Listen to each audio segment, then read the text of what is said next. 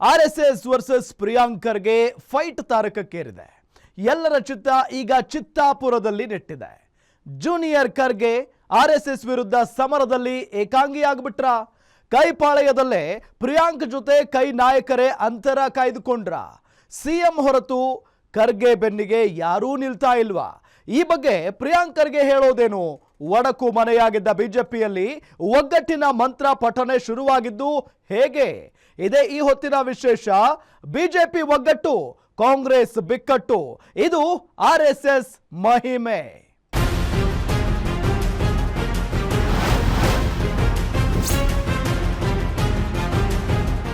ರಾಜ್ಯದಲ್ಲಿ ಶುರುವಾದಂತ RSS versus Congress ಈಗ RSS versus Priyank Kharge ಅನ್ನೋ ತಿರುವು ಪಡೆದುಕೊಂಡಿದೆ.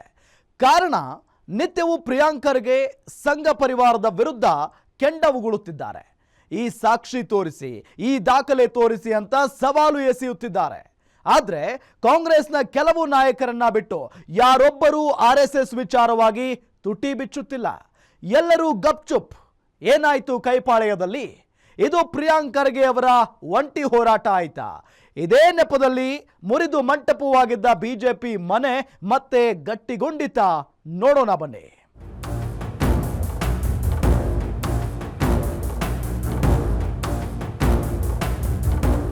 ಕಾಂಗ್ರೆಸ್ ಪ್ರೆಸಿಡೆಂಟಿಗೆ ನನ್ನ ವಿಚಾರಕ್ಕೆ ವ್ಯತ್ಯಾಸ ಇದೆಯಾ? ಇಲ್ಲ. ರಾಹುಲ್ ಗಾಂಧಿ ಅವರಿಗೆ ನನ್ನ ವಿಚಾರದಲ್ಲಿ ವ್ಯತ್ಯಾಸ ಇದೆಯಾ? ಇಲ್ಲ. ಸಿದ್ದರಾಮಯ್ಯ ಅವರಿಗೆ ನನ್ನ ವಿಚಾರದಲ್ಲಿ ವ್ಯತ್ಯಾಸ ಇದೆಯಾ? ಇಲ್ಲ. ಹಲವಾರು ನನ್ನ ಸಂಪುಟದ ಸೋದರರು ಯಾರಿದ್ದಾರೆ ಅವರಿಗೆ ನನ್ನ ವಿಚಾರದಲ್ಲಿ ವ್ಯತ್ಯಾಸ ಇದೆಯಾ? ಇಲ್ಲ. ಏಕಾಂಗಿ ಹಿಂಗಾದೆ?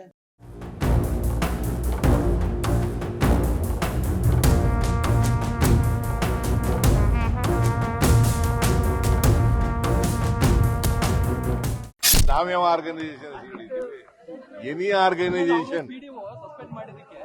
ಆರ್ಗನೈಸೇಷನ್ ಅದು ಅದರಿಂದ RSS ಅಂತಲೇ ಹೇಳಿಲ್ಲ ನಾವು. ಅವ್ರು ಹೇಳಿರೋದನ್ನೇ ನಾವು ರಿಪೀಟ್ ಮಾಡಿದ್ದೀವಿ.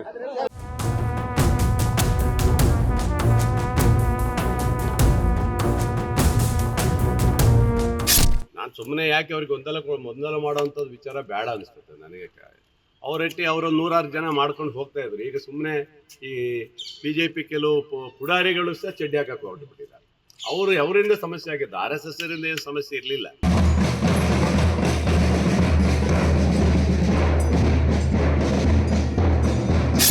ಸರ್ಕಾರಿ ಜಾಗದಲ್ಲಿ ಏನಾದ್ರು ಕಾರ್ಯಕ್ರಮ ರೂಪಿಸುವಾಗ ಪರ್ಮಿಷನ್ ತಗೊಂಡು ಮಾಡ್ರಪ್ಪ ಅಂತ ಹೇಳಿದ್ದಾರೆ ಅಷ್ಟೇ. ಅದು ಎಷ್ಟು ಮಟ್ಟಿಗೆ ಅದು ಜಾರಿ ಮಾಡಕ್ ಸಾಧ್ಯ ಆಗ್ತದೆ ನೋಡೋಣ. ಈಗ ನಮ್ಮಲ್ಲಿ ಈದ್ಗಾ ಇದೆಯಲ್ರಿ, ರೋಡಲ್ಲೇ ನಮಾಜ್ ಮಾಡ್ತಾರಪ್ಪ, ಪರ್ಮಿಷನ್ ತಗೋತಾರ ಅವರು? ಪರ್ಮಿಷನ್ ಕೊಡಿ ಅಂತ ಕೇಳಕ್ ಅವ್ರು ಬರ್ತಾರ? ಅಥವಾ ಪರ್ಮಿಷನ್ ತಗೊಂಡು ನೀವು ನಮಾಜ್ ಮಾಡಿ ಅಂತ ಹೇಳಿದ್ರೆ ಕೇಳ್ತಾರ? ಎಲ್ಲ ಕಾನೂನುಗಳು ಮಾಡೋವಂಥ ಕಾಲದಲ್ಲಿ ಯಾವುದನ್ನ ನಾವು ಜಾರಿ ಮಾಡಕ್ ಆಗ್ತದೆ ಅಂಥವನ್ನ ಕಾನೂನು ಮಾಡಬೇಕೆ ಹೊರತು ಜಾರಿ ಮಾಡಕ್ ಆಗದೆ ಇರೋ ಕಾನೂನುಗಳನ್ನ ಮಾಡ್ಕೊಂಡು ಕೂತ್ಕೊಂಡ ಪುಸ್ತಕದಲ್ಲಿ ಇರ್ತಾವ ಅಷ್ಟೇ.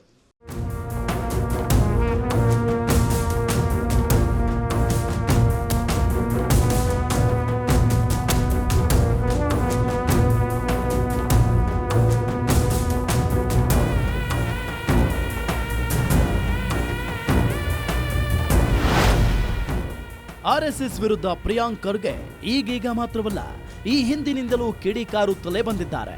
ಅದರ ಸೈದ್ಧಾಂತಿಕ ನಿಲುವನ್ನ ಪ್ರಶ್ನಿಸುತ್ತಲೇ ಬಂದಿದ್ದಾರೆ. ಅದರ ಸಾಧನೆ, ಅದರ ದೇಶಭಕ್ತಿಯ ಮಾನದಂಡದ ಬಗ್ಗೆ ಪ್ರಶ್ನೆ ಎತ್ತುತ್ತಲೇ ಬಂದಿದ್ದಾರೆ. ನನ್ನ ಕೈಯಲ್ಲಿ ಅಧಿಕಾರ ಇದ್ದಿದ್ರೆ ಖಂಡಿತ RSS ಅನ್ನ ಬ್ಯಾನ್ ಮಾಡ್ತಿದ್ದೆ ಅಂತ ಹೇಳಿಕೆಯೊಂದಿಗೆ ಆರಂಭವಾದ ಅವರ ಯುದ್ಧ ಈಗ ಸರ್ಕಾರಿ ಜಾಗಗಳಲ್ಲಿ ಸಂಘದ ಚಟುವಟಿಕೆಗಳಿಗೆ ಅನುಮತಿ ಪಡೆದುಕೊಂಡು ಮಾಡಬೇಕು ಅನ್ನೋ ಹಂತಕ್ಕೆ ಬಂದಿದೆ. ಆದ್ರೆ ಈ RSS ವಿರುದ್ಧದ ಸಂಗ್ರಾಮದಲ್ಲಿ ಪ್ರಿಯಾಂಕ್ ಖರ್ಗೆ ಏಕಾಂಗಿಯಾಗಿ ಹೋದ್ರ ಅನ್ನೋ ಅನುಮಾನಗಳು ಈಗ ಕಾಡುತ್ತಿವೆ.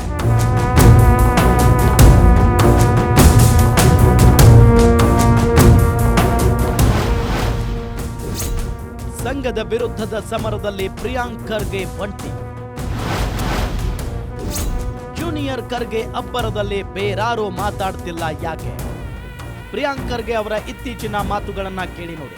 ಅದರಲ್ಲೂ ತಮಿಳುನಾಡಿನ ಮಾದರಿಯಲ್ಲಿ RSS ಕಾರ್ಯಚಟುವಟಿಕೆಗೆ ಬ್ರೇಕ್ ಹಾಕುವ ವಿಚಾರ ಬಂದಾಗ ಸಂಘದ ವಿರುದ್ಧ ತುಂಬಾ ಆಕ್ರಮಣಕಾರಿಯಾಗಿ ಮಾತನಾಡುತ್ತಿದ್ದಾರೆ. ಅವರ ಒಂದೊಂದು ಮಾತುಗಳು ಕೆಂಡವನ್ನ ಉಗುಳುತ್ತಿದೆ. RSS ಅಂದ್ರೆ ಅದೊಂದು ವಿಷ, ಅದು ಯುವಕರ ಮೈ ಸೇರಬಾರದು ಅನ್ನೋ ಹಂತದ ಮಾತುಗಳು ಕೂಡ ಕೇಳಿ ಬರ್ತಿವೆ. ಹೆಂಗೆ ನಾವು ಲೆಕ್ಕ ಕೊಡ್ತೀವಿ, ನೀವು ಲೆಕ್ಕ ಕೊಟ್ಟರೆ ಚೆನ್ನಾಗಿರುತ್ತೆ ಅಂತ ಅಷ್ಟೇ ಕೇಳ್ತಾ ಇರೋದು. ಅದು ಇದು ಬಿಟ್ಟು ನಮ್ಮ ಕುಟುಂಬದ ಬಗ್ಗೆ, ನನ್ನ ಬಗ್ಗೆ ಅಷ್ಟೇ ಇವ್ರದ್ದು ಬಂಡವಾಳ. ಎಲ್ಲರೂ ಕೂಡ ಸೀಲ್ ನಾಯಿಗಳ ಥರ ಬಿದ್ದುಬಿಡೋದು, ನಾವೇನೋ ಭಾರಿ ಎದುರ್ಕೋತೀವಿ ಅಂದಂಗೆ. ಇದು ಪ್ರಿಯಾಂಕ್ ಖರ್ಗೆ ಅವರ ಮಾತುಗಳು. ಸಂಘದ ಹೆಸರು ಕೇಳಿದ್ರೆ ಸಿಡಿದು ಬೀಳುತ್ತಿದ್ದಾರೆ. ಅದರಲ್ಲೂ ಕಳೆದ ಒಂದು ವಾರದಿಂದ ಖರ್ಗೆ ಸಂಘದ ವಿರುದ್ಧ ತುಂಬಾ ಆಕ್ರಮಣಕಾರಿಯಾಗಿ ವಾಗ್ದಾಳಿ ನಡೆಸುತ್ತಿದ್ದಾರೆ. ಆದ್ರೆ ನೀವು ಗಮನಿಸಿ ನೋಡಿ, ಕೆಲವು ನಾಯಕರು ಬಿಟ್ರೆ ಪ್ರಿಯಾಂಕ್ ಖರ್ಗೆ ಮಟ್ಟದಲ್ಲಿ ಯಾರೂ ಕೂಡ ಸಂಘದ ವಿರುದ್ಧ ಮಾತನಾಡ್ತಾ ಇಲ್ಲ, ಆಕ್ರೋಶ ಹೊರಹಾಕುತ್ತಿಲ್ಲ. RSS ಟಾರ್ಗೆಟ್ ಮಾಡಿಲ್ಲ, ಎಲ್ಲ ಸಂಘಟನೆಗಳಿಗೂ ಈ ನಿಯಮ ಅನ್ವಯಿಸುತ್ತೆ ಅನ್ನೋ ಲೆಕ್ಕದಲ್ಲಿಯೇ ಮಾತನಾಡುತ್ತಿದ್ದಾರೆ. BK ಹರಿಪ್ರಸಾದ್, ಸಂತೋಷ್ ಲಾಡ್, ಪ್ರದೀಪ್ ಈಶ್ವರ್ ಬಿಟ್ಟು ಬೇರ್ಯಾರೂ ಖರ್ಗೆ ಬೆಂಬಲಕ್ಕೆ ನಿಲ್ಲುತ್ತಿಲ್ಲ.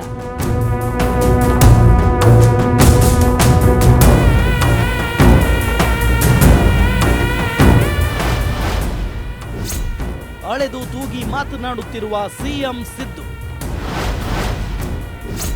ಎಲ್ಲಿಯೂ RSSನತ್ತ ಪೊಟ್ಟು ಮಾಡದ ಸಿದ್ದರಾಮಯ್ಯ. ಇನ್ನು ಖುದ್ದು ಸಿಎಂ ಸಿದ್ದರಾಮಯ್ಯ ಕೂಡ ಸಂಘ ಪರಿವಾರದ ವಿರೋಧವಾಗಿ ಅನೇಕ ಬಾರಿ ಮಾತನಾಡಿದ್ದಾರೆ. ಅವರು ಮನುಸ್ಮೃತಿಯನ್ನ ನಂಬಿದವರು, ಸಂವಿಧಾನವನ್ನಲ್ಲ ಅನ್ನೋ ಹೇಳಿಕೆಯನ್ನ ನೀಡ್ತಾ ಇದ್ರು. ಆದರೆ ಸಂಘ ಬ್ಯಾನ್ ಅನ್ನೋ ವಿಚಾರದಲ್ಲಿ ಇದು ನಮ್ಮ ಸರ್ಕಾರದ ನೀತಿಯಲ್ಲ ಅಂತಲೇ ಅವರು ಹೇಳುತ್ತಾ ಬಂದಿದ್ದಾರೆ. ಎಲ್ಲಿಯೂ ಕೂಡ RSSನತ್ತ ನೇರವಾಗಿ ಬೆರಳು ತೋರುತ್ತಿಲ್ಲ. ನಮ್ಮ ಟಾರ್ಗೆಟ್ RSS ಅನ್ನುವಂತೆ ಎಲ್ಲಿಯೂ ಸಂದೇಹ ಮೂಡದಂತೆ ತುಂಬಾ ನಾಜೂಕಾಗಿ ಈ ವಿಚಾರವನ್ನ ಹ್ಯಾಂಡಲ್ ಮಾಡುತ್ತಿದ್ದಾರೆ. ಜಗದೀಶ್ ಶೆಟ್ಟರ್ ಹೇಳಿರೋದು 2013ರಲ್ಲಿ ಜಗದೀಶ್ ಶೆಟ್ಟರ್ ಆರ್ಡರ್ಸ್ ಮಾಡಿದ್ರು, ಸುತ್ತೋಲೆ ಹೊರಡಿಸಿದ್ರು ಎಜುಕೇಶನ್ ಡಿಪಾರ್ಟ್ಮೆಂಟ್ ನಿಂದ. ಯಾಕೆ ಮಾಡಿದ್ರು? ಅಲ್ಲ, ಅವ್ರು ಹೇಳ್ತಾ ಇರೋದು ನಾವು ಯಾವುದೇ ಆರ್ಗನೈಸೇಷನ್ ಹೆಸರು ತೆಗೆದಿಲ್ಲ. ನಾವ್ ಯಾವ ಆರ್ಗನೈಸೇಷನ್ ಕೇಳಪ್ಪ, ಇಲ್ಲಿ ನಾವ್ ಯಾವ ಆರ್ಗನೈಸೇಷನ್ ಹೇಳಿದ್ದೀವಿ? ಎನಿ ಆರ್ಗನೈಸೇಷನ್ ಅದು ಅದರಿಂದ RSS ಅಂತಲೇ ಹೇಳಿಲ್ಲ ನಾವು. ಅವ್ರು ಹೇಳಿರೋದನ್ನೇ ನಾವು ರಿಪೀಟ್ ಮಾಡಿದ್ದೀವಿ. ಇದು ಸಿದ್ದರಾಮಯ್ಯ ಅವರು ಸೋಮವಾರ ಮಂಗಳೂರಿನಲ್ಲಿ ಕೊಟ್ಟ ಹೇಳಿಕೆಯನ್ನ ಸೂಕ್ಷ್ಮವಾಗಿ ಗಮನಿಸಿ ನೋಡಿ. ಸಿಎಂ ಎಲ್ಲಿಯೂ ಕೂಡ RSS ಟಾರ್ಗೆಟ್ ಅನ್ನುವ ರೀತಿ ಪ್ರಿಯಾಂಕ್ ಖರ್ಗೆ ವೈಖರಿಯ ಆಕ್ರಮಣಕಾರಿ ಹೇಳಿಕೆಗಳನ್ನು ನೀಡಿಲ್ಲ. ಇದು ನಮ್ಮ ಸರ್ಕಾರ ಕೈಗೊಂಡ ತೀರ್ಮಾನವಲ್ಲ. ಇದು ಈ ಹಿಂದೆ ಬಿಜೆಪಿ ಸರ್ಕಾರವೇ ಸುತ್ತೋಲೆ ಹೊರಡಿಸಿತ್ತು. ಅದನ್ನ ಕಟ್ಟುನಿಟ್ಟಾಗಿ ಪಾಲಿಸಲು ಸೂಚನೆ ನೀಡಿದೆ. RSS ಎಂದೂ ಎಲ್ಲೂ ಕೂಡ ನಾವು ಹೇಳಿಲ್ಲ ಅಂತ ಸ್ಪಷ್ಟವಾಗಿ ಹೇಳಿದ್ದಾರೆ. ಅಂದ್ರೆ ಇದು ಪ್ರಿಯಾಂಕ್ ಖರ್ಗೆ ಅವರ ಆಕ್ರೋಶದ ಓಟಕ್ಕೆ ಒಂದು ಮಟ್ಟಿಗೆ ಹಿನ್ನಡೆಯಾಯ್ತಾ ಅನ್ನೋ ಅನುಮಾನಗಳು ಸದ್ಯ ಮೂಡುತ್ತಿವೆ.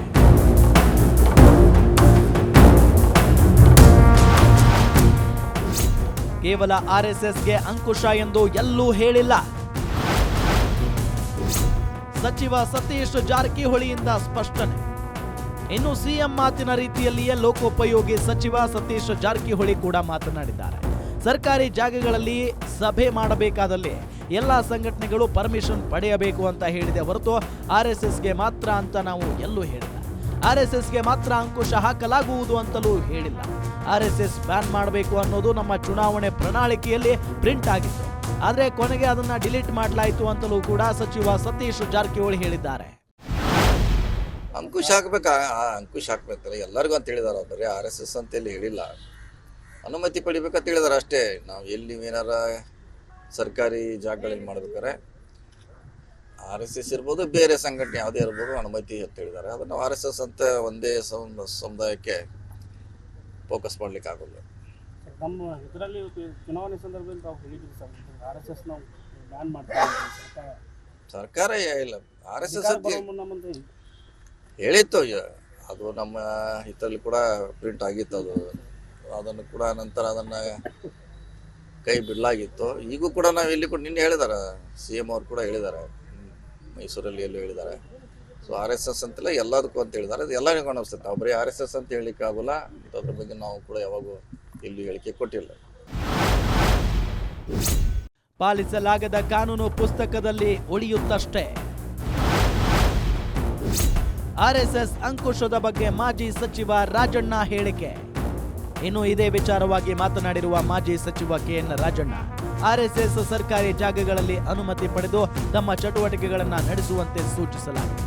ಈಗ ರಸ್ತೆಯಲ್ಲಿ ಸರ್ಕಾರಿ ಮೈದಾನದಲ್ಲಿ ಮುಸ್ಲಿಮರು ನಮಾಜ್ ಮಾಡುತ್ತಾರೆ, ಅವರು ಅನುಮತಿ ಪಡೆದೇ ಮಾಡುತ್ತಾರಾ? ಹಾಗಂತ ಅವರನ್ನ ಮಾಡಬೇಡಿ ಅನ್ನಲಾಗುತ್ತಿದೆಯಾ?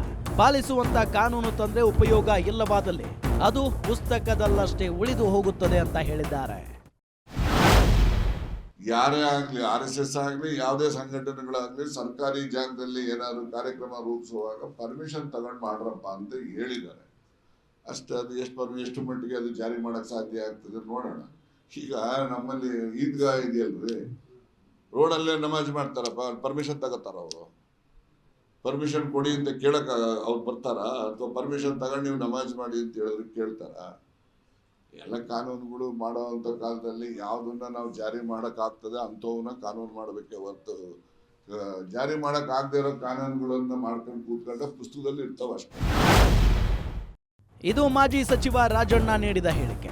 ಹೀಗೆ ಒಬ್ಬರ ನಂತರ ಒಬ್ಬ ಸಚಿವರು, ಕೈ ಶಾಸಕರು RSS ವಿಚಾರವಾಗಿ ಮೃದು ಮಾತುಗಳನ್ನೇ ಆಡುತ್ತಿದ್ದಾರೆ ಹೊರತು ಖರ್ಗೆಯಂತೆ ಉರಿದುಕೊಂಡು ಬೀಳುತ್ತಿಲ್ಲ, ಹಿಗ್ಗಾಮುಗ್ಗಾ ಜಾಡಿಸುತ್ತಿಲ್ಲ. BK ಹರಿಪ್ರಸಾದ್ RSS ದಂಡದ ವಿಚಾರದ ಬಗ್ಗೆ ದನ ಕಾಯಲು ಹೋಗಲಿ ಅಂದಿದ್ದು ಸಂತೋಷ್ ಲಾಡ್ ಹಾಗೂ ಪ್ರದೀಪ್ ಈಶ್ವರ್ ಆಕ್ಷೇಪವೊಂದು ಬಿಟ್ರೆ ಉಳಿದವರ್ಯಾರು ಈ ವಿಚಾರದ ಬಗ್ಗೆ ಅಷ್ಟೊಂದು ಗಂಭೀರವಾಗಿ ಪರಿಗಣನೆಗೆ ತೆಗೆದುಕೊಂಡಂತಿಲ್ಲ. DCM DK ಶ್ರೀ ಅಂತೂ ನನಗೆ ಮಾಹಿತಿ ಇಲ್ಲ ಅಂತ ಜಾರಿಕೊಂಡಿದ್ದಾರೆ. ಅಂದ್ರೆ ಅಲ್ಲಿಗೆ ಈ ಸಮರದಲ್ಲಿ ಪ್ರಿಯಾಂಕ್ ಖರ್ಗೆ ಅಕ್ಷರಶಃ ಏಕಾಂಗಿಯಾಗಿದ್ದಾರೆ ಅನ್ನೋದು ಬಹುತೇಕ ಫಿಕ್ಸ್ ಆಗಿದೆ. ಸರ್ಕಾರಿ ಸ್ಥಳಗಳಲ್ಲಿ RSS ಚಟುವಟಿಕೆಗಳನ್ನ ಬ್ಯಾನ್ ಮಾಡುವಂತೆ ಸಚಿವ ಪ್ರಿಯಾಂಕ್ ಖರ್ಗೆ ಅವರು ಸರ್ಕಾರಕ್ಕೆ ಪತ್ರವನ್ನ ಬರೆಯುತ್ತಿದ್ದ ಬೆನ್ನಲ್ಲೇ ರಾಷ್ಟ್ರೀಯ ಸ್ವಯಂ ಸೇವಕ ಸಂಘದ ಹೆಸರನ್ನ ಎಲ್ಲೂ ಸಹ ಪ್ರಸ್ತಾಪವನ್ನ ಮಾಡದೇನೆ ರಾಜ್ಯ ಸರ್ಕಾರ ಎಲ್ಲ ಸಂಘಟನೆಗಳಿಗೂ ಸಹ ಅನ್ವಯವಾಗುವಂತೆ ಸರ್ಕಾರದ ಅನುಮತಿಯನ್ನ ಪಡೆದುಕೊಂಡೇ ಕಾರ್ಯಕ್ರಮಗಳನ್ನ ಮಾಡಬೇಕು ಅಂತ ಹೇಳಿ ಆದೇಶವನ್ನ ಹೊರಡಿಸಿದೆ. ಆದರೆ ಬಿಜೆಪಿಗೆ ಬೆನ್ನೆಲುಬಾಗಿ ನಿಂತಿರ್ತಕ್ಕಂಥ RSS ಸಂಘಟನೆಗಳ ಚಟುವಟಿಕೆಗಳನ್ನು ನಿರ್ಬಂಧಿಸುವ ವಿಚಾರದಲ್ಲಿ ಸಚಿವ ಪ್ರಿಯಾಂಕ್ ಖರ್ಗೆ ಅವರು ಆರಂಭಿಸಿರ್ತಕ್ಕಂಥ ಹೋರಾಟಕ್ಕೆ ಕಾಂಗ್ರೆಸ್ನಲ್ಲೇ ಸಾಕಷ್ಟು ಜನರ ಬೆಂಬಲ ಸಿಗದೇ ಇರೋದ್ರಿಂದ ಸಚಿವ ಪ್ರಿಯಾಂಕ್ ಖರ್ಗೆ ಅವರು ಇದೀಗ ಅಕ್ಷರಶಃ ಏಕಾಂಗಿಯಾಗಿದ್ದಾರೆ. ಸಚಿವ ಪ್ರಿಯಾಂಕ್ ಖರ್ಗೆ ಅವರ ಬೆನ್ನಿಗೆ CM ಸಿದ್ದರಾಮಯ್ಯ ಮತ್ತು BK ಹರಿಪ್ರಸಾದ್ ಅನ್ನ ಬಿಟ್ರೆ ಎಲ್ಲರೂ ಸಹ ಸೈಲೆಂಟ್ ಆಗಿರೋದ್ರಿಂದ RSS ಚಟುವಟಿಕೆಗಳನ್ನು ನಿರ್ಬಂಧಿಸುವ ವಿಚಾರದಲ್ಲಿ ಕಾಂಗ್ರೆಸ್ ನಾಯಕರುಗಳು ಸಾಫ್ಟ್ ಹಿಂದುತ್ವವನ್ನ ತಾಳುತ್ತಿದ್ದಾರೆ ಅನ್ನೋ ಒಂದು ವಾದ ಒಂದು ಕಡೆ ಕೇಳಿ ಬರ್ತಾ ಇದೆ. ಹೀಗಾಗಿನೇ ಸಚಿವ ಪ್ರಿಯಾಂಕ್ ಖರ್ಗೆ ಅವರು RSS ಚಟುವಟಿಕೆಗಳ ವಿಚಾರದಲ್ಲಿ ಆರಂಭಿಸಿರ್ತಕ್ಕಂಥ ಹೋರಾಟದಲ್ಲಿ ಇದೀಗ ಅಕ್ಷರಶಃ ಏಕಾಂಗಿಯಾಗಿದ್ದಾರೆ.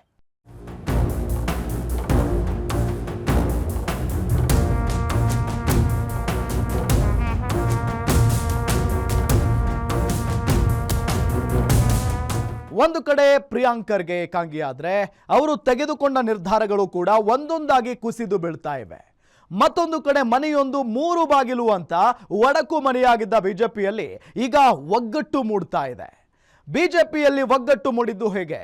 ಕಳೆದ ಒಂದು ವಾರದ ರಾಜಕೀಯ ಬೆಳವಣಿಗೆ ನೋಡಿದ್ರೆ ಕೆಲವು ದಿನಗಳ ಹಿಂದೆ ಇದ್ದಂತ RSS ಬ್ಯಾನ್ ಎನ್ನುವ ಕಾವು ಈಗ ತಣ್ಣಗಾಗ್ತಾ ಇದೆ. ಪ್ರಿಯಾಂಕ್ ಖರ್ಗೆ ಅಬ್ಬರಿಸಿ ಬೊಬ್ಬಿರಿದ್ರೂ ಕೂಡ RSS ತನ್ನ ಕಾರ್ಯವನ್ನ ತಾನು ನಡೆಸುತ್ತಲೇ ಸಾಗ್ತಾ ಇದೆ. ಇತ್ತ ಬಿಜೆಪಿ ಬಡಬಡಿದಾಟ ಮರೆತು ಸಂಘದ ಪರ ನಿಲ್ಲಲು ಪ್ರಿಯಾಂಕ್ ಖರ್ಗೆ ವಿರುದ್ಧ ಒಂದಾಗಿ ತೊಡೆ ತಟ್ಟಿದ್ದಾರೆ. ಇದೇ ವಿಚಾರ ಬಿಜೆಪಿಗೆ ಮುಂಬರುವ ಚುನಾವಣೆಗೆ ಪ್ಲಸ್ ಆಗುತ್ತಾ? ಇದನ್ನೇ ಚುನಾವಣೆಯ ಅಜೆಂಡಾ ಮಾಡಿಕೊಳ್ಳುತ್ತಾ? ಈ ಬಗ್ಗೆ ಇಲ್ಲಿದೆ ಸಂಪೂರ್ಣ ಡೀಟೇಲ್ಸ್. ಬ್ಯಾನ್ ಮಾಡಿ ಬ್ಯಾನ್ ಮಾಡಿ RSS ನ ಬ್ಯಾನ್ ಮಾಡಿ ಬ್ಯಾನ್ ಮಾಡಿ ಬ್ಯಾನ್ ಮಾಡಿ RSS ನ ಬ್ಯಾನ್ ಮಾಡಿ. ಜೈ ಭೀಮ್ ಜೈ ಭೀಮ್ ಜೈ ಜೈ ಭೀಮ್ ಜೈ ಭೀಮ್ ಜೈ ಜೈ ಭೀಮ್ ಜೈ ಭೀಮ್ ಜೈ ಭೀಮ್ ಜೈ ಭೀಮ್ ಜೈ ಜೈ ಜೈ ಜೈ ಜೈ ಭೀಮ್ ಜೈ ಭೀಮ್ ಜೈ ಭೀಮ್ ಜೈ ಜೈ ಜೈ ಜೈ ಜೈ ಭೀಮ್ ಜೈ ಭೀಮ್ ಜೈ ಭೀಮ್. ಇದು RSS ಬ್ಯಾನ್ ಎಂಬ ವಿಚಾರ ಮುನ್ನೆಲೆಗೆ ಬಂದಾಗ ದೊಡ್ಡ ಮಟ್ಟದ ಪ್ರತಿಭಟನೆಗಳು ನಡೆದಿದ್ದವು. ಬೆಂಗಳೂರಿನ ಚಾಮರಾಜಪೇಟೆಯಲ್ಲಿರುವ RSS ಕಚೇರಿ ಎದುರು NSUI ದೊಡ್ಡದಾಗಿ ಪ್ರತಿಭಟನೆ ನಡೆಸಿತ್ತು. ಯೂತ್ ಕಾಂಗ್ರೆಸ್ ಕೂಡ ಸಾಥ್ ನೀಡಿತ್ತು. ಬ್ಯಾನ್ ಮಾಡಿ RSS ಬ್ಯಾನ್ ಮಾಡಿ ಅನ್ನೋ ಘೋಷಣೆಗಳು ಸಿಡಿದು ಬಂದಿದ್ದವು. ಕಲಬುರಗಿ, ಬೀದರ್ನಲ್ಲಿಯೂ ಕೂಡ ಪ್ರತಿಭಟನೆಗಳು ನಡೆದಿದ್ದವು. ಈಗ ಈ ಎಲ್ಲಾ ಪ್ರಹಸನಗಳು ಈಗ ಬಂದ್ ಆಗಿವೆ. ಇದರ ಜೊತೆಗೆ ಕಾಂಗ್ರೆಸ್ಗೆ ಈಗ ಹೊಸ ಟೆನ್ಷನ್ ಶುರು ಆಗಿದೆ. ಬ್ಯಾನ್ ಮಾಡಿ ಬ್ಯಾನ್ ಮಾಡಿ RSS ನ ಬ್ಯಾನ್ ಮಾಡಿ ಬ್ಯಾನ್ ಮಾಡಿ ಬ್ಯಾನ್ ಮಾಡಿ RSS ನ ಬ್ಯಾನ್ ಮಾಡಿ. ಜೈ ಭೀಮ್ ಜೈ ಭೀಮ್ ಜೈ ಜೈ ಭೀಮ್ ಜೈ ಭೀಮ್. PDO ಸಸ್ಪೆಂಡ್, ವೈದ್ಯಾಧಿಕಾರಿ ಮೇಲೆ ಕ್ರಮವಿಲ್ಲ. ಧರ್ಮ ಸಂಕಟದಲ್ಲಿ ಸಿಲುಕಿದ ಕಾಂಗ್ರೆಸ್ ಸರ್ಕಾರ. ಆರಂಭದಲ್ಲಿ ರೋಷಾವೇಶದೊಂದಿಗೆ ನಿಂತಿದ್ದ ಕಾಂಗ್ರೆಸ್ ಸರ್ಕಾರ ಈಗ RSS ವಿಚಾರದಲ್ಲಿ ಕೊಂಚ ಮೆತ್ತಗಾದಂತೆ ಕಾಣುತ್ತಿದೆ. ಅದಕ್ಕೆ ನಿದರ್ಶನ RSS ಚಟುವಟಿಕೆಗಳಲ್ಲಿ ಭಾಗಿಯಾದ ಸರ್ಕಾರಿ ನೌಕರರನ್ನ ಸಸ್ಪೆಂಡ್ ಮಾಡಲಾಗುವುದು ಅಂತ ಸೂಚನೆ ನೀಡಲಾಗಿತ್ತು. ಅದರಂತೆ ರಾಯಚೂರಿನಲ್ಲಿ ಗಣವೇಷದಲ್ಲಿ ಕಂಡು ಬಂದಿದ್ದ ಪಿಡಿಒ ಪ್ರವೀಣ್ ಕುಮಾರ್ ರನ್ನ ಅಮಾನತು ಮಾಡಲಾಗಿತ್ತು. ಆದರೆ ಸೇಡಂನಲ್ಲಿಯೂ ಕೂಡ ತಾಲೂಕು ಆಡಳಿತ ವೈದ್ಯಾಧಿಕಾರಿ ನಾಗರಾಜ್ ಪಥ ಸಂಚಲನದಲ್ಲಿ ಭಾಗಿಯಾಗಿದ್ದರು. ಅವರ ಬಗ್ಗೆ ಇಲ್ಲಿಯವರೆಗೂ ಯಾವುದೇ ಚಕಾರ ಎತ್ತಲಾಗಿಲ್ಲ. ಪಿಡಿಒ ಮೇಲೆ ಆದ ಕ್ರಮ ಡಿಎಚ್ಒ ಮೇಲೆ ಯಾಕಿಲ್ಲ ಅಂತ ಭೀಮ್ ಆರ್ಮಿ ಈಗ ಸರ್ಕಾರದ ವಿರುದ್ಧ ಗರಂ ಆಗಿದೆ.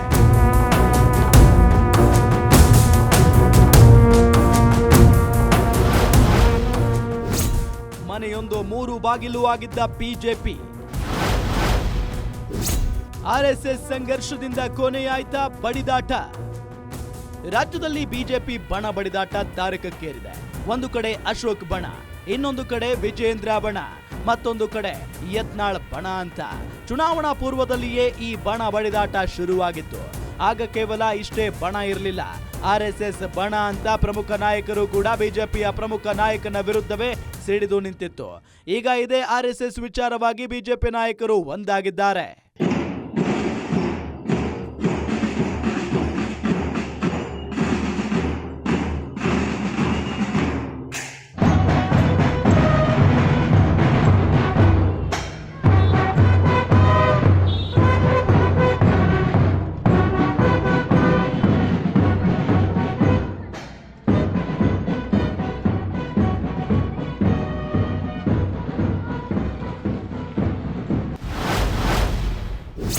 ಪ್ರಿಯಾಂಕ್ ವಿರುದ್ಧ ತೊಡೆ ತಟ್ಟಿದ ಕೇಸರಿ ಪಡೆ. ಎಲ್ಲರೂ ಒಂದಾಗಿ ಖರ್ಗೆ ವಿರುದ್ಧ ಮುಗಿ ಬೀಳಲು ಸಜ್ಜು. ಈಗಾಗಲೇ ಬಿಜೆಪಿ ರಾಜ್ಯಾಧ್ಯಕ್ಷ ವಿಜೇಂದ್ರ ವಿರುದ್ಧ ಅನೇಕ ನಾಯಕರು ತೊಡೆ ತಟ್ಟಿದ್ದರು. ಆದರೆ ಈಗ ಅದೆಲ್ಲವನ್ನು ಬದಿಗಿರಿಸಿ ಒಂದಾಗಿದ್ದಾರೆ. ಆರ್ಎಸ್ಎಸ್ ಜಟಾಪಟಿಯಲ್ಲಿ ಒಟ್ಟಾಗಿ ನಿಂತು ತಿರುಗೇಟು ನೀಡಲು ಈಗ ಕೇಸರಿ ಕಲಿಗಳು ಸಜ್ಜಾಗಿದ್ದಾರೆ. ಮುಂದಿನ ಚುನಾವಣೆಯಲ್ಲಿ ಇದನ್ನ ಪ್ರಮುಖ ಅಸ್ತ್ರವನ್ನಾಗಿಸಿಕೊಂಡು ಅಖಾಡಕ್ಕೆ ಧುಮುಕುವ ಎಲ್ಲ ಸೂಚನೆಗಳು ಸದ್ಯ ಕಂಡು ಬರುತ್ತಿವೆ.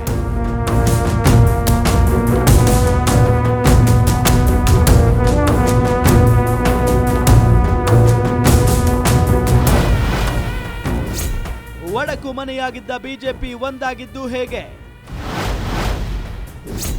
ಆರ್ಎಸ್ಎಸ್ನ ಒಂದೇ ಒಂದು ಇಶಾರೆಗೆ ಒಗ್ಗಟ್ಟಿನ ಮಂತ್ರ.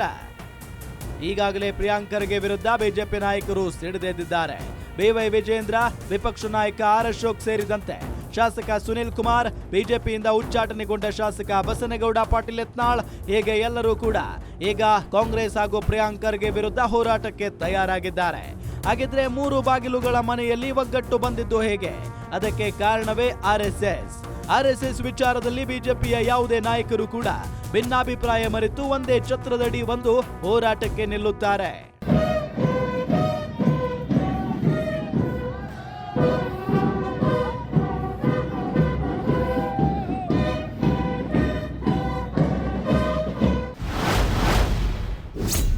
ನಾಯಕರ ನಡುವಿನ ಕಚ್ಚಾಟಗಳು ದಿ ಎಂಡ್.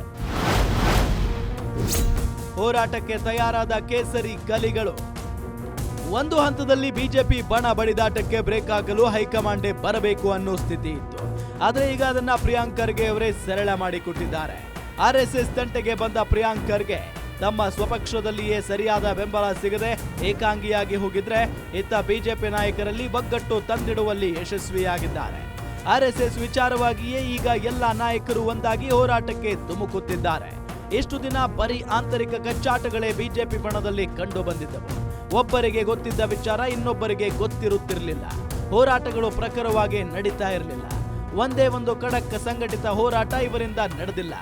ಖುದ್ದು ಬಿಜೆಪಿ ಬೆಂಬಲಿಗರಿಂದಲೇ ಚೀಮಾರಿ ಹಾಕಿಸಿಕೊಳ್ಳುವ ಲೆಕ್ಕಕ್ಕೆ ವಿಪಕ್ಷ ಹೋಗಿತ್ತು. ಈಗ ಒಗ್ಗಟ್ಟು ಪ್ರದರ್ಶನಕ್ಕೆ ಮುಂದಾಗಿದ್ದಾರೆ.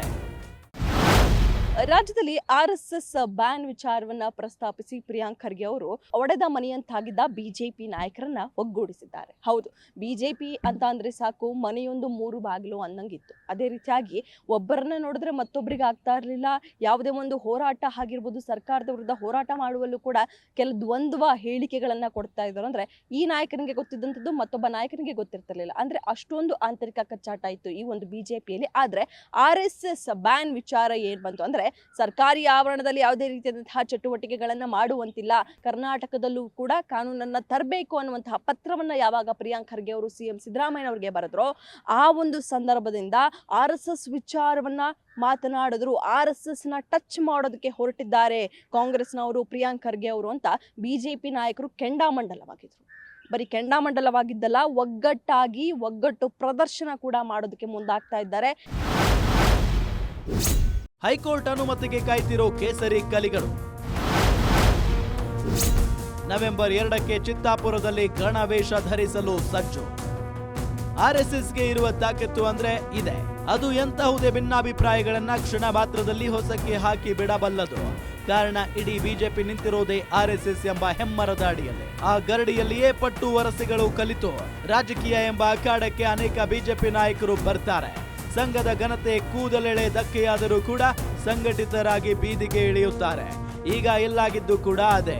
ಕೆಣಕಿದ್ದು ಪ್ರಿಯಾಂಕ್ ಖರ್ಗೆ, ಒಂದಾಗಿದ್ದು ಬಿಜೆಪಿ ನಾಯಕರು. ಈಗ ಚಿತ್ತಾಪುರದ ಮೇಲೆ ಅವರ ಕಣ್ಣು.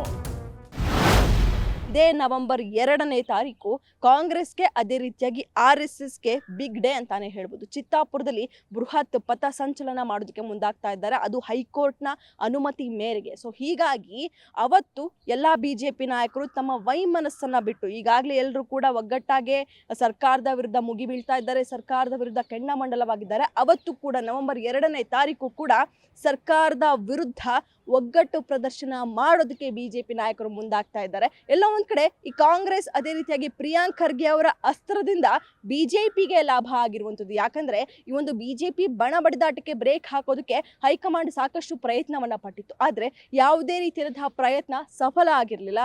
ಈ ಒಂದು ಅಸ್ತ್ರದಿಂದ ಅಂದ್ರೆ ಪ್ರಿಯಾಂಕ್ ಖರ್ಗೆ ಅವರ RSS ಅಸ್ತ್ರದಿಂದ ಬಿಜೆಪಿಗೆ ಲಾಭ ಆಗಿದೆ. ಹೌದು, ಹೈಕಮಾಂಡ್ಗೆ ತಲೆನೋವಾಗಿದ್ದ ಒಂದು ಸಮಸ್ಯೆಯನ್ನ ಪ್ರಿಯಾಂಕ್ ಖರ್ಗೆ ಬಗೆಹರಿಸಿದ್ದಾರೆ ಅಂತಲೇ ಈಗ ರಾಜ್ಯ ರಾಜಕಾರಣದಲ್ಲಿ ಲೇವಡಿ ಮಾತುಗಳು ಕೇಳಿ ಬರುತ್ತವೆ. ಅಪಾರ್ಟ್ ಫ್ರಮ್ ದಿ ಜೋಕ್, ಕೇವಲ ಖರ್ಗೆ ಅವರು ಮಾತ್ರವಲ್ಲ, ಇದರಲ್ಲಿ RSS ಪಾತ್ರ ದೊಡ್ಡದಿದೆ. ಇಷ್ಟೆಲ್ಲ ಆದ ಮೇಲೂ ವಿಪಕ್ಷ ಸ್ಥಾನದಲ್ಲಿರುವ ಬಿಜೆಪಿ ನಿದ್ದೆಗಣ್ಣನ್ನ ತೆರೆಯದಿದ್ರೆ ಕಾರ್ಯಕರ್ತರ ಆಕ್ರೋಶ ಮುಗಿಲು ಮುಟ್ಟುತ್ತಿತ್ತು. ಕಾರ್ಯಕರ್ತರ ಪಕ್ಷ ಅಂತಲೇ ಹೇಳಿಕೊಂಡು ಬಂದಿರುವ ಬಿಜೆಪಿಗೆ ಇದಕ್ಕಿಂತ ದೊಡ್ಡ ಹೊಡೆತ ಮತ್ತೊಂದಿರಲಿಲ್ಲ. ಈ ಒಂದು ಸಮಯದಲ್ಲಿ ಭೇದ ಮರೆತು ಒಂದಾಗದೇ ಇದ್ದಲ್ಲಿ ಮುಂದಿನ ಚುನಾವಣೆಗೆ ಕಾರ್ಯಕರ್ತರ ಸ್ವಯಂ ಸೇವಕರ ವಿರೋಧ ಕಟ್ಟಿಕೊಳ್ಳುವುದು ಪಕ್ಕಾ ಇತ್ತು. ಹೀಗಾಗಿಯೇ ಈಗ ಬಿಜೆಪಿ ನಾಯಕರು ಸಂಘಟಿತರಾಗಿ ಹೋರಾಟಕ್ಕೆ ಇಳಿಯುವ ಸೂಚನೆ ನೀಡಿದ್ದಾರೆ.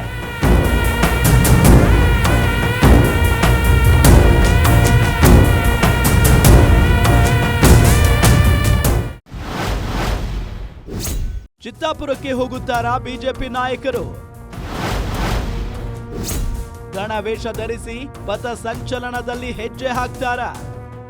ಒಂದು ವೇಳೆ ನವೆಂಬರ್ 2ನೇ ತಾರೀಕು ಚಿತ್ತಾಪುರದಲ್ಲಿ RSS ಪಥ ಸಂಚಲನಕ್ಕೆ ಹೈಕೋರ್ಟ್ ಹಸಿರು ನಿಶಾನೆ ತೋರಿದ್ರೆ ರಾಜ್ಯ ಬಿಜೆಪಿ ನಾಯಕರು ಚಿತ್ತಾಪುರಕ್ಕೆ ತೆರಳಿ ಗಣವೇಷ ತೊಟ್ಟು ಪಥ ಸಂಚಲನದಲ್ಲಿ ಭಾಗಿಯಾಗಲು ಸಜ್ಜಾಗಿದ್ದಾರೆ. ಆದ್ರೆ RSS ನಿಂದ ಅವರಿಗೆ ಬಂದ ಸಂದೇಶ ಅಂದ್ರೆ ಬೇಡ, ಇದು ನಾವೇ ಬಗೆಹರಿಸಿಕೊಳ್ಳುತ್ತೇವೆ. ಒಂದು ವೇಳೆ ನೀವು ಬಂದಲ್ಲಿ ಇದಕ್ಕೆ ರಾಜಕೀಯ ಬಣ್ಣ ಬಳಿಯಲಾಗುತ್ತೆ. ನಾವೇ ಸ್ವತಃ ಬಗೆಹರಿಸಿಕೊಂಡಲ್ಲಿ ಸಂಘದ ಗೆಲುವಾಗಿ ಗುರುತಿಸಿಕೊಳ್ಳುತ್ತೆ. ಹೀಗಾಗಿ ಚಿತ್ತಾಪುರಕ್ಕೆ ಬರೋದು ಬೇಡ ಅಂತ ಸಂಘದ ಹಿರಿಯರು ಹೇಳಿದ್ದಾರೆ ಅಂತ ಕೇಶವ ಕೃಪಾದಲ್ಲಿ ಗುಸುಗುಸು ಕೇಳಿ ಬರುತ್ತಿದೆ.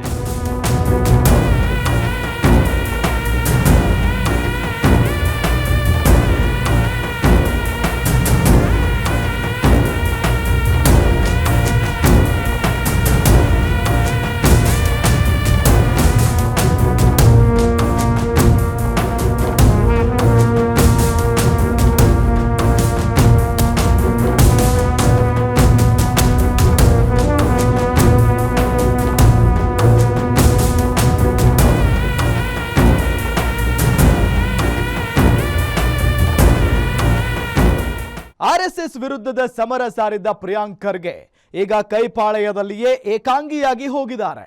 ಮತ್ತೊಂದು ಕಡೆ ಬಿಜೆಪಿ ಕೈಗೆ ಬ್ರಹ್ಮಾಸ್ತ್ರವನ್ನೇ ಕೊಟ್ಟಿದ್ದಾರೆ. ಈ ಬ್ರಹ್ಮಾಸ್ತ್ರವನ್ನಾದರೂ ಬಿಜೆಪಿ ನಾಯಕರು ಬಿಲ್ಲಿಗೆ ಹೂಡಿ ಗುರಿ ಇಟ್ಟು ಹೊಡೆಯುತ್ತಾರಾ? ಮುಂದಿನ ಚುನಾವಣೆಯ ಗೆಲುವಿಗೆ ಮೊದಲ ಮೆಟ್ಟಿಲು ಮಾಡಿಕೊಳ್ತಾರಾ? ಕಾದು ನೋಡಬೇಕು. ಇದಾಗಿತ್ತು ಈ ಹೊತ್ತಿನ ಗ್ಯಾರಂಟಿ ಸ್ಪೆಷಲ್. ನೋಡ್ತಾ ಇರಿ ಗ್ಯಾರಂಟಿ ನ್ಯೂಸ್, ಸುದ್ದಿ ಖಚಿತ, ನ್ಯಾಯ ನಿಶ್ಚಿತ.